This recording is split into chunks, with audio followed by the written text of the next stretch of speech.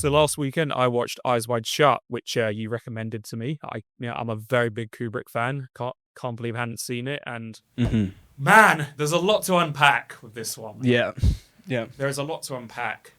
Unlike 28 Days Later, I like Eyes Wide Shut a lot, but I don't think it's a film that you can kind of have a complete read on after the first viewing. I was really floored by it in that regard. In a good way or a bad way? Oh, no, in a good way, absolutely. Okay. But I just don't know what it did to me, man. Watching this film, it genuinely felt like kind of an out-of-body experience. And which is crazy to say, like, because for Kubrick, I mean, bloody The Shining, 2001, he's always very good at putting you in this very odd place. It's just this really unnerving atmosphere. But with Eyes Wide Shut, I couldn't describe it, man. And this was even before we got to, like, the juicy stuff. Just like the party scene, everything fell off. He's got such an unusual way of just directing a scene. It's hypnotic. Oh, it's hypnotic. No, I think the minute the film starts, it felt hypnotic. And so you're talking about the very beginning when Nicole Kidman is flirting with the German guy. Yeah, and then Tom Cruise is flirting with like those two models. You want to see where the rainbow goes. Yeah. Right, spoilers, guys. If you haven't seen Eyes Wide Shut. That's the first 10 minutes anyway. But yeah, I totally agree. It's like one of the most hypnotic movies ever watched. I mean, Eyes Wide Shut, like Stanley Kubrick, every movie is hypnotic. But this one in particular is just... It's indescribable. Absolutely. And one thing that I really liked about this film is that so much is left unsaid. So fucking much. Like, going back to the party scene, you wonder, what if Tom Cruise did go off with those girls? And because, obviously we see him get back much, so did he go off with them? But, Kubrick is very smart about it, is that he leaves you to fill in the blanks.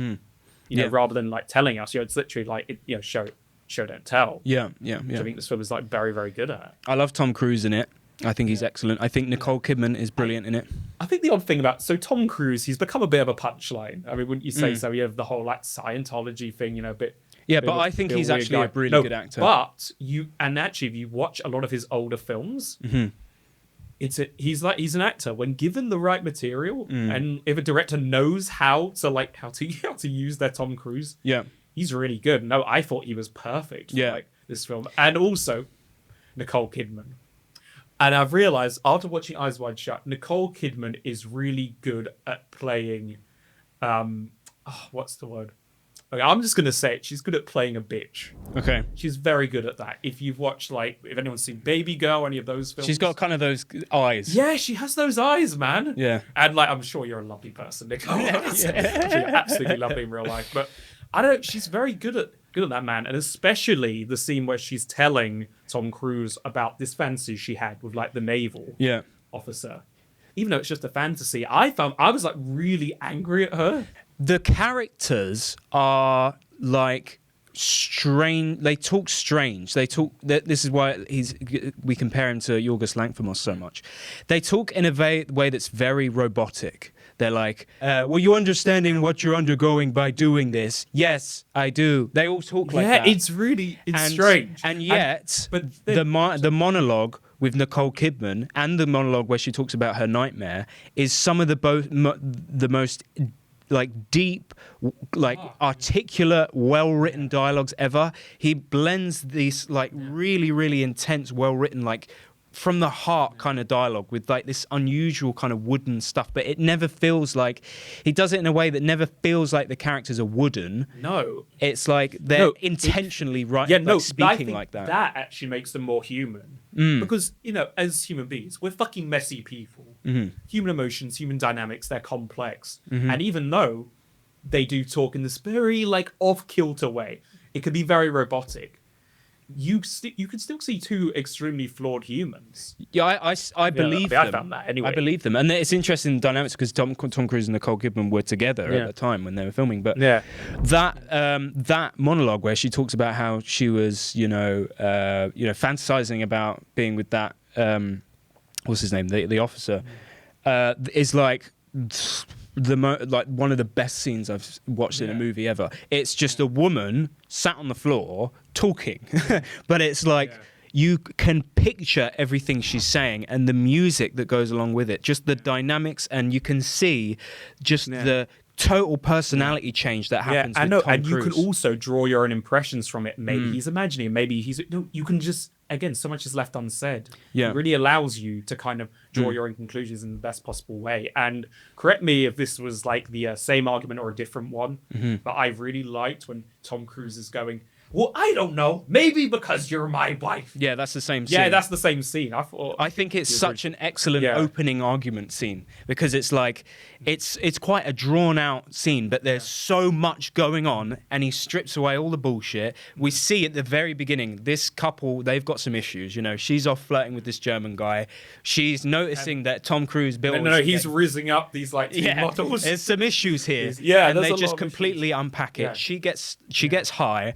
And she tells him this story that just sets off this just massive explosion in his mind that he's never thought about before, that just basically plays out for the rest of the movie. You know, Bill becomes so just trapped by this idea that she had, like this fantasy that she had about this guy. He's never felt jealous before, and she implanted that jealousy into him just to make him feel that way. And it was just all a result of her getting high and her basically just telling her how she truly felt. Or just smoke one zoo. That's what can happen. But I also found that what Kubrick did so well, through the writing and the directing, is I was constantly questioning them as well. And this goes back to how weird the dialogue is. Were you ever questioning whether they loved each other? Because I was questioning that all the fucking time. Yeah, I was. Even though Tom Cruise, he's saying the right things, I would never cheat on you. You are constantly wondering, do they love each other? Yeah. But that's the film's genius, I thought. And we've got to get to, the juicy stuff. Yeah. When he gets to that mansion, I do not know where my mind went during that scene.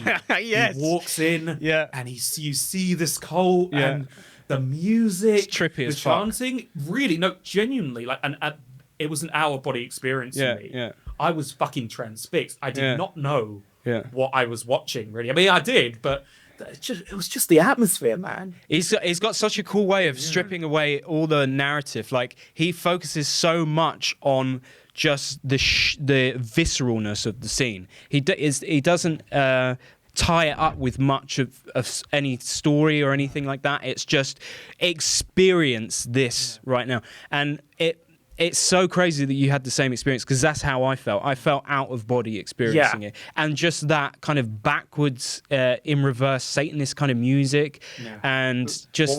What they say. And all the the naked women. And that you can't... It's like... It's hard. We're trying to describe something that is indescribable. There is no other person that if you were to set out to make a movie about which is essentially about lust and jealousy, I'd say, although that could be wrong, you would do it in a completely different way. Stanley Kubrick is so specific. Kubrick, only Kubrick. His mind was such an unusual place during the making of this movie. Oh no, absolutely. And then the really interesting thing is that if you look into the real world parallels, it gets even more crazy. Yeah, because it's like, what is he saying about? Yeah, what is he saying exactly? Because we're going down a bit of a conspiracy. It's Kubrick, man. Come on, rabbit hole here. But the Rothschild family. Oh. No, tell me. So they were they're this rich family of bankers. There's this conspiracy that they control everything. They control the world's banking system. And if you look at this party they had in a French chateau in 1972, you could tell Kubrick took a lot of inspiration from that. So when I was watching, I was like, "Are you trying to tell us something?" Yeah, that's what a lot of people honestly. Thought. So it felt like more than a film. And it's not like these cults don't exist exactly in a lot of places. And it's quite terrifying. If you go to like the afters. Yeah, afters. This is what can happen. It's quite terrifying when one of the the characters the character at the end who basically confronts the Bill character and says, "Look, I was there. I had you followed," and he says, "The people in that cult, if you knew who they were, you would be terrified."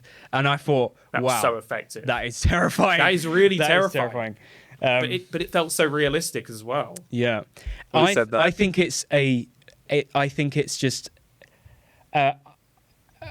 it's like scary. It's a really scary film, just in the sense of the depth that it goes to. It doesn't take the normal route at all. You know, Tom Cruise, every single time he tries to rectify the situation, or like he just the most chaotic and nightmarish things happen. Yeah. You know, where he first goes to see the first prostitute.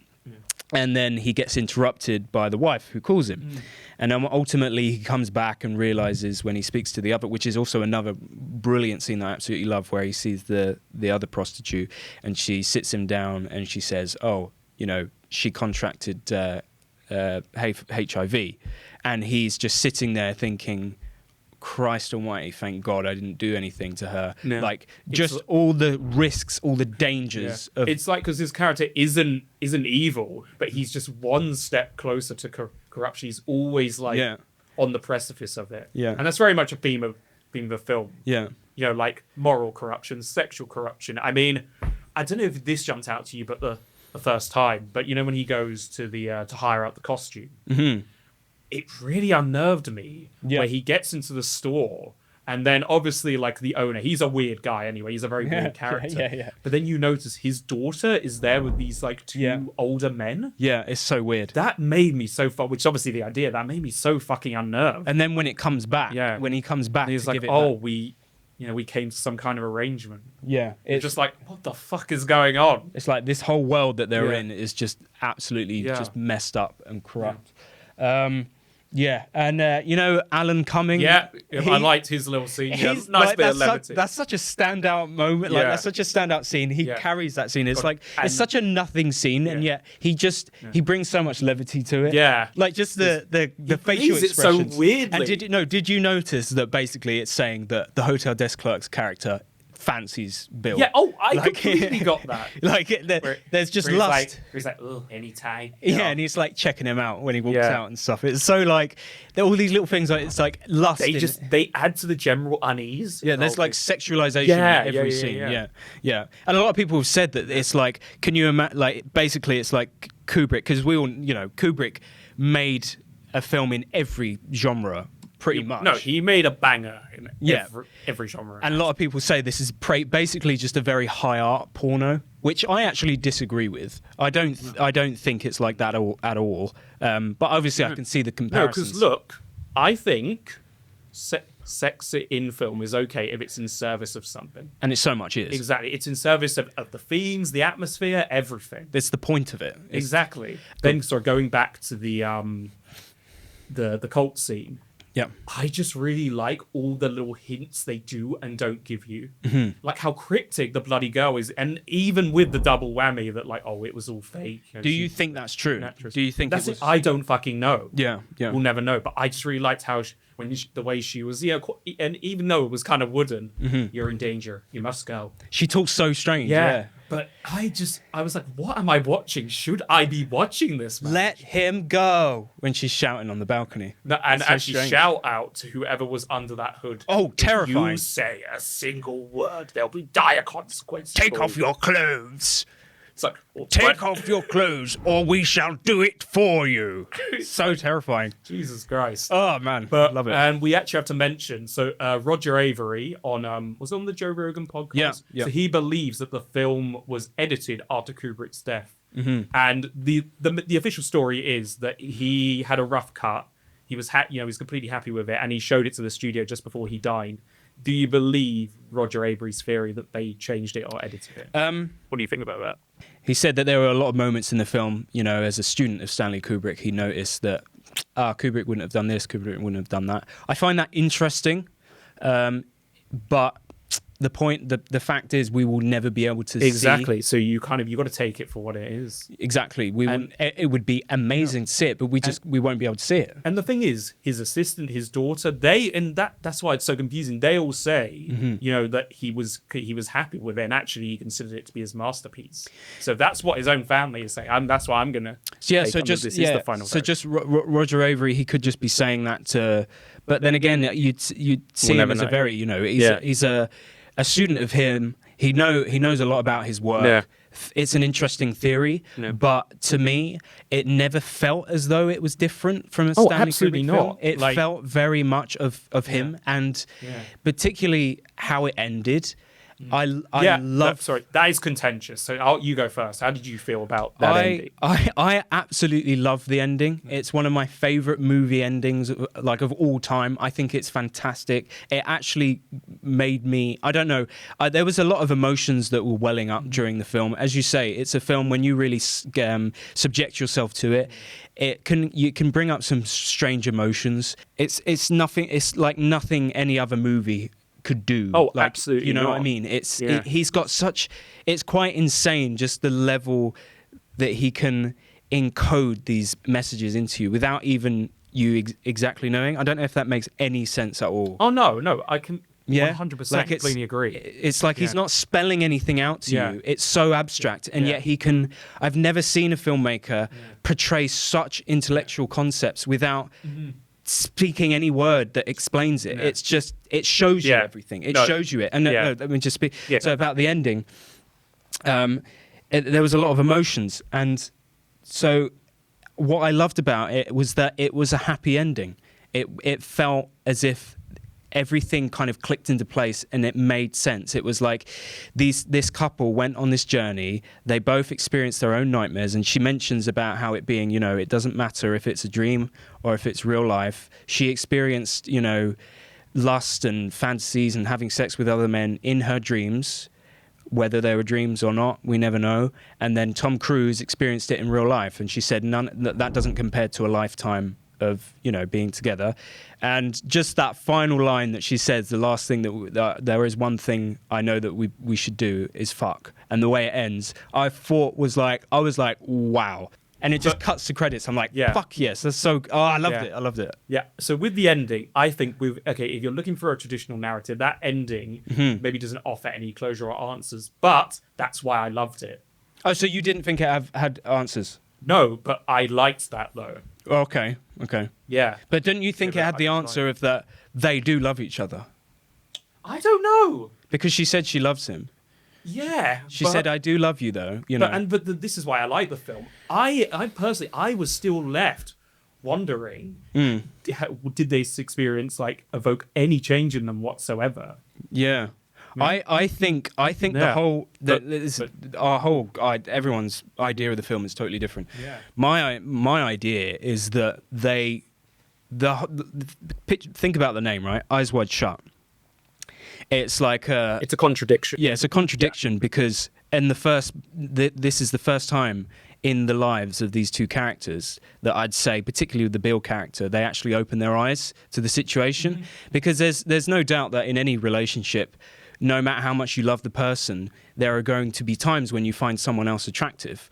And it's delving into the idea of what if I actually acted on those feelings? What if I actually, tried to experience the feeling of jealousy? What if I tried to meddle with those feelings that I have actually possibly buried all this time in this relationship? What if I explore that?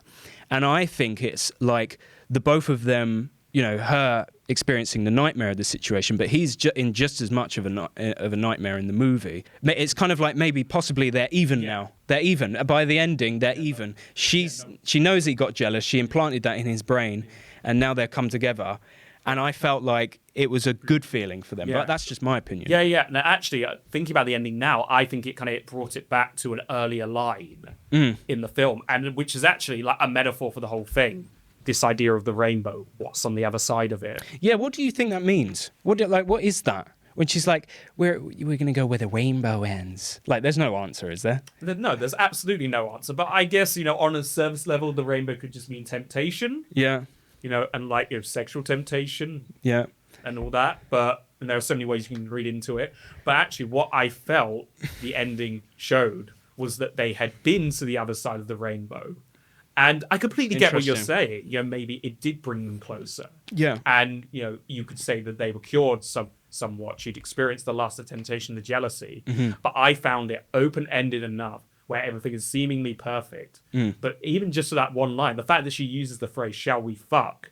I think that it was, for me, I found it open-ended enough to wonder, are those feelings still there? Yeah. They went to the other side of the rainbow, but are they still looking for more? You loved like the open-endedness of it. Yeah. Oh, absolutely. Because ultimately, this is what most Stanley Kubrick films have. They just, it's like a very raw presentation of just a bunch of scenes that kind of very loosely string together, but enough to keep you engaged. Like he's got this way of blending all these different kind of concepts together.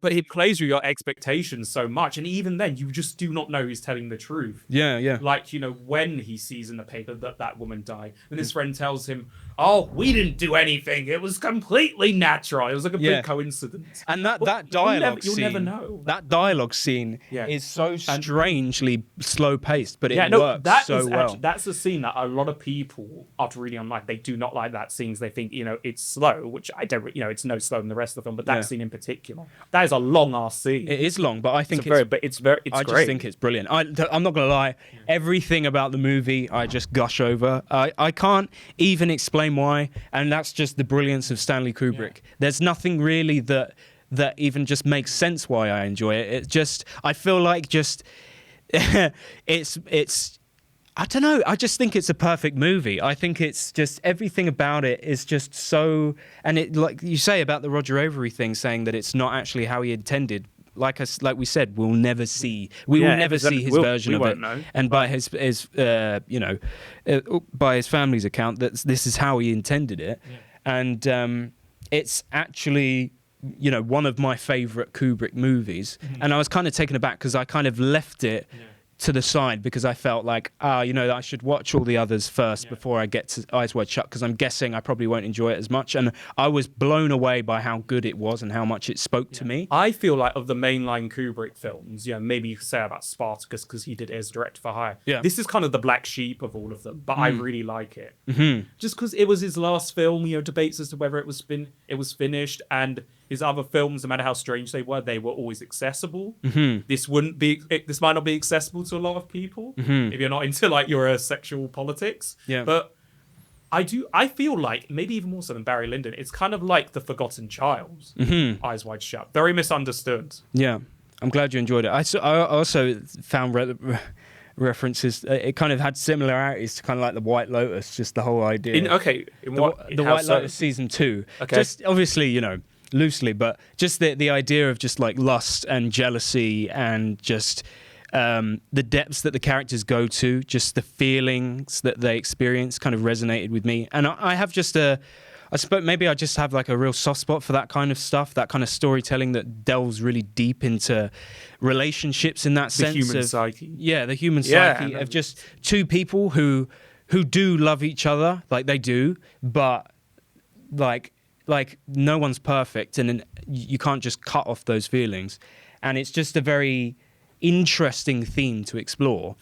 And Eyes Wide Shut explored it in such a fucking bizarre way, but it did it perfectly. Yeah, you know what? It's kind of like Revolutionary Road with a lot more sex. Because this is a portrait of a marriage, but it's a very fucked up, weird portrait of marriage. Yeah. So you thought Nicole Kidman's character was a bitch?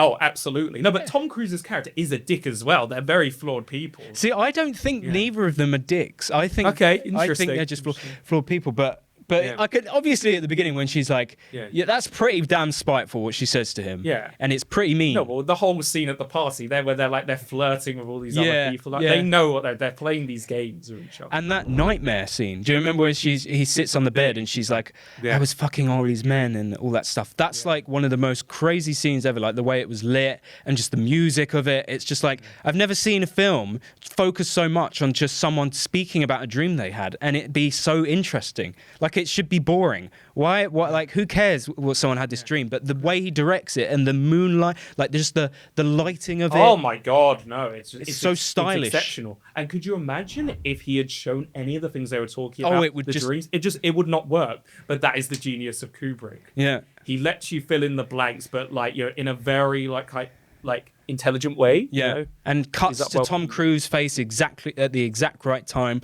and the way Tom Cruise gets out like his doctor thing, like, and shows it to everyone as if he's like a policeman.